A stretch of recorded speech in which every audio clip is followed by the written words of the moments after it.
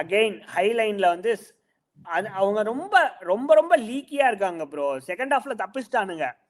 ஆனா பிராங்க்ஃபர்ட்ங்கிறதுனால தப்பிச்சிட்டானுங்கன்னு நினைக்கிறேன். ஏன்னா ஃபர்ஸ்ட் ஹாஃப்ல வந்து அந்த என்ன ஹை லைன்ல மிஸ்டேக் பண்ணிட்டு போட்டாங்க பாத்தீங்களா. பார்சிலோனாலே வந்து இந்த மாதிரி கோல் விட்டுறானு இது ஒரு 2 மாசம் 3 மாசமாவே நடக்குது எல்லா மேட்ச்லயுமே. அவங்க ஆனா பிளிக்கு சொல்லிட்டானே எனக்கு வந்து என்ன ஷாக்கே பண்ணாலும் பரவாயில்ல, நான் இந்த சிஸ்டம் தான் ஆடுவேன்னு சொல்லிட்டான். அவன் மாத்த போறது இல்ல. அவன் அதுக்கு ஏத்த மாதிரி அவனுக்கு அதுக்கு ஹெல்ப்பும் பண்ணிருக்கு. இப்போ வந்து லலிகால ஃபர்ஸ்ட் தான் இருக்காங்க.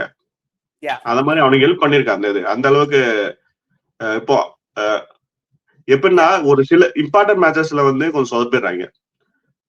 ஆனா வந்து மேக்சிமம் இந்த மாதிரி நீ சொன்ன பிராங்க்ஃபர்ட் இந்த மாதிரி ஒரு மிட் டேபிள் டீம் வந்தா அவங்க வந்து பவர் காமிச்சுறாங்க ஃபுல்லா அட்டாக் பண்ணி.